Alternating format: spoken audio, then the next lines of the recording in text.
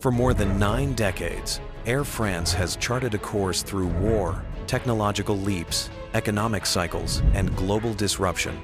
Its legacy spans the pioneering intercontinental routes of the 1930s, the prestige of the jet age and Concorde era, and transformative mergers and alliances that helped redefine European aviation. Each chapter, whether marked by triumph or challenge, has reinforced the airline's capacity to adapt and endure. Today, Air France looks ahead with a clear mandate: to lead in sustainability, elevate the travel experience with its hallmark French flair, and strengthen its role as one of Europe's premier carriers. Blending heritage with innovation, its journey from 1933 to 2025 stands as both a reflection of the evolution of global air travel and a testament to the resilience of a flag carrier ready for the decades to come. If you enjoy this story, remember to like, share, and follow so you won't miss the next brand journey above the clouds.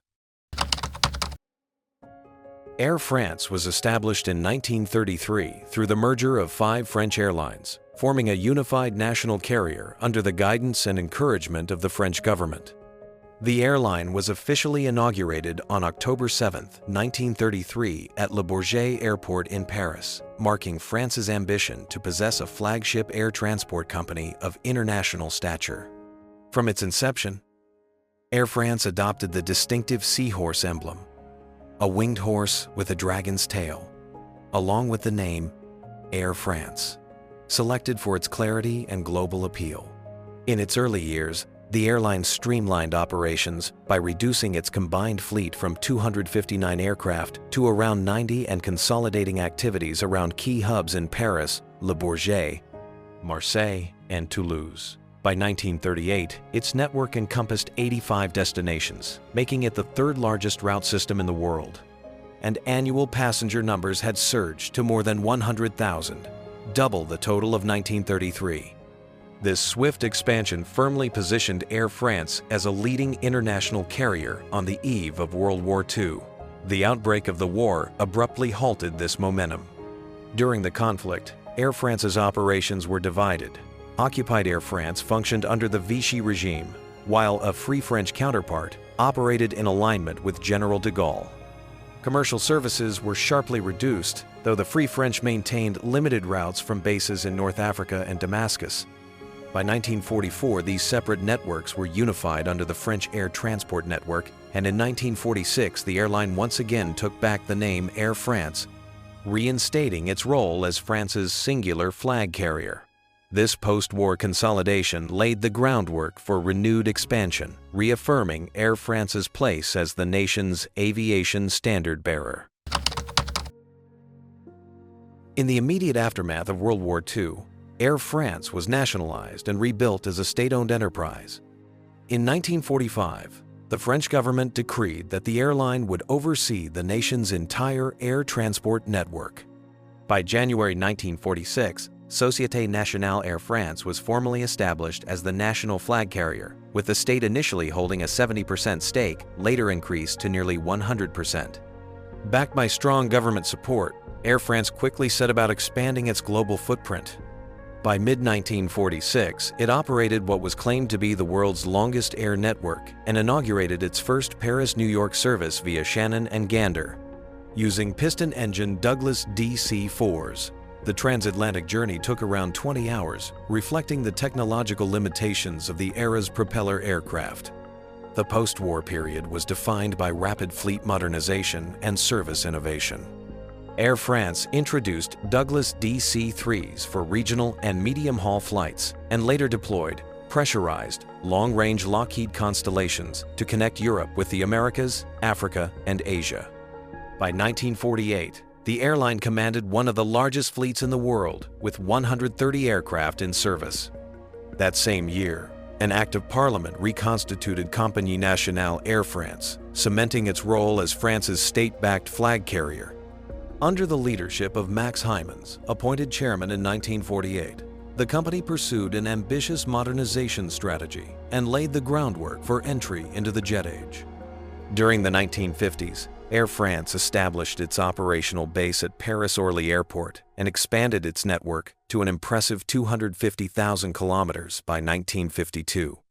This era firmly positioned the airline as both a symbol of France's post-war recovery and one of Europe's foremost carriers, proudly flying the tricolor to destinations across the globe. Air France entered the jet age at the dawn of the 1960s, ushering in a new era of speed, comfort, and global connectivity. In 1960, the airline commenced regular jet operations with the French-built Sud Aviation Caravelle and the American Boeing 707, reducing travel times by nearly half compared to propeller-driven aircraft. The adoption of jet technology significantly enhanced passenger comfort and operational efficiency, positioning Air France at the forefront of modern aviation. In the following years, the airline became an early and prominent operator of the Boeing 747, ultimately building one of the largest jumbo jet fleets in the world. To support this growth, Air France transitioned its main hub to the newly constructed Paris-Charles de Gaulle Airport in 1974, which evolved into its principal global gateway. By its 50th anniversary in 1983, the airline employed approximately 34,000 staff and operated around 100 jet aircraft, including 33 Boeing 747s, underscoring its status as a global aviation leader. A defining chapter of this era was the introduction of the Concorde, the world's first supersonic passenger aircraft. On January 21, 1976, Air France inaugurated Concorde services from Paris to Rio de Janeiro via Dakar, followed shortly by Paris-Washington, D.C. flights. By late 1977, non-stop Paris-New York service had become a flagship route, offering transatlantic crossings at twice the speed of sound. For nearly 27 years, the Concorde symbolized Air France's commitment to innovation, prestige, and engineering excellence. However, the supersonic era came to a tragic turning point on July 25, 2000, when Flight 4590, a chartered Concorde, crashed shortly after takeoff from Paris due to runway debris puncturing a fuel tank. All 113 people aboard were killed, deeply impacting the airline's reputation. In the aftermath, diminished demand and high operating costs led Air France to retire its Concorde fleet in May 2003, marking the end of its supersonic operations while leaving a lasting imprint on aviation history. Between the 1960s and 1980s, Air France expanded its long-haul and European networks despite periodic restructuring by the French government, which allocated certain routes to other carriers, such as Air Inter for domestic services and UTA for select African and Asian destinations. Maintaining its focus on flagship long-haul routes, Air France solidified its place among the world's premier airlines. By the close of the 1980s, it stood as a dominant state-owned carrier poised for strategic transformation in the decades ahead. The 1990s marked a pivotal decade for Air France, defined by strategic consolidation, partial privatization, and its entry into the emerging era of global alliances. In January 1990, Air France acquired a stake in the private long-haul carrier UTA and soon moved to absorb it entirely. This integration reunited many African and Asian routes under the Air France banner, reversing earlier network divisions and significantly strengthening the airline's intercontinental presence. Parallel to this, Air France took control of Air Inter, France's principal domestic airline, gradually merging operations throughout the decade and completing full integration by 1997. These consolidations, supported by the French government, were designed to create a single, globally competitive flag carrier with comprehensive coverage of domestic, regional, and long-haul markets. By the late 1990s, Air France had become the undisputed national airline across all segments. Concurrently, the airline underwent operational and financial restructuring. After experiencing losses in the early 1990s, new leadership implemented cost control initiatives and efficiency programs, guided in part by European Commission state aid conditions. These measures restored profitability by the end of the decade and set the stage for privatization. On February 19, 1999, the French government authorized a reduction in its stake, and just 3 days later, Air France shares debuted on the Paris Exchange. The initial public offering was met with overwhelming demand from both institutional and employee investors, reducing state ownership from nearly 100% to approximately 54%, and marking a decisive shift toward a more commercially driven governance model. At the same time, Air France positioned itself within the growing framework of global airline cooperation. In June 1999, it entered a strategic partnership with Delta Airlines, and on June 22, 2000, joined Delta, Aeromexico, and Korean Air in founding the SkyTeam Alliance. This move provided extensive network synergies, particularly across the Atlantic, and reinforced Air France's competitiveness against rival alliances. By the close of the 1990s, the airline had transformed from a fully state-owned enterprise into a partially privatized, alliance-anchored global player, setting the stage for one of the most significant mergers in aviation history in the early 2000s. The early 2000s marked a turning point for Air France with its landmark merger with KLM Royal Dutch Airlines. Announced in September 2003 and completed in May 2004, the deal created the Air France KLM Group, then the world's largest airline group by revenue and the biggest in Europe by passenger kilometers. Both airlines kept their brands, hubs, and cultural identities while integrating core corporate functions. The French government reduced its stake from 54% to under 20%, completing Air France's shift toward a largely private enterprise while retaining its status as a strategic national asset. As part of the new group, Air France played a central role in the SkyTeam Alliance and, by 2008, entered a transatlantic joint venture with KLM, Delta, and other partners, sharing revenue and coordinating schedules on North Atlantic routes. The decade was not without challenges. The 2000 Concorde crash ended supersonic operations, and in 2009, Flight 4470 from Rio de Janeiro to Paris was lost over the Atlantic, claiming 228 lives. The investigation led to major safety reforms in training, equipment, and procedures, with Air France actively involved in implementation. By the end of the decade, Air France had transformed into a key pillar of a leading transnational airline group, globally connected, commercially competitive, and committed to continuous safety and service improvement. The 2010s were a period of intense competition and strategic transformation for Air France.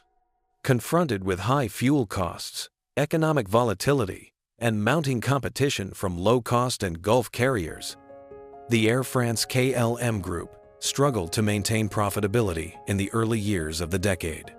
In January 2012, management launched the Transform 2015 plan, a 3-year turnaround initiative aimed at cutting costs, restructuring short and medium-haul operations, and reducing debt. The program included a workforce reduction of about 5,000 positions, nearly 10% of staff through voluntary departures, alongside a renewed focus on premium service through new cabin products and aircraft retrofits. Despite these measures, labor unrest persisted. Strikes by pilots, cabin crew, and ground staff disrupted operations, culminating in 2018 with the resignation of CEO Jean-Marc Janaillac after a rejected wage proposal. Later that year, Benjamin Smith, a Canadian aviation executive, became the first non-French CEO in the group's history. Smith quickly secured agreements with unions, ushering in greater labor stability and enabling strategic acceleration. Under his leadership, Air France retired older, high-cost aircraft, such as the Airbus A380, Boeing 747, and Airbus A340.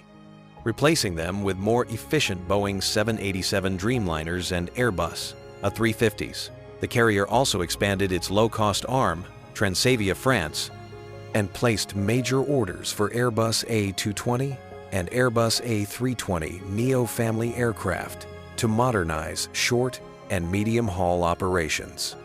By the decade's close, Air France had lowered its cost base, refreshed its brand, and strengthened its fleet, positioning itself alongside KLM as a leading European airline ready for a sustainable and digitally driven future. The 2020s began with an unprecedented challenge for Air France, the COVID-19 pandemic. As borders closed and global demand collapsed, the airline was forced into survival mode, grounding the majority of its fleet and operating at minimal capacity. In 2020, the Air France KLM group recorded historic losses, exceeding 1.5 billion euros in a single quarter. To safeguard the carrier's future, the French state assembled a 7 billion euro aid package, part of a 10.4 billion euro joint rescue effort with the Dutch government for the group. Support came with strict conditions. Air France committed to reducing short-haul flights, where high-speed rail offers a viable alternative, accelerating CO2 reduction, and improving operational efficiency.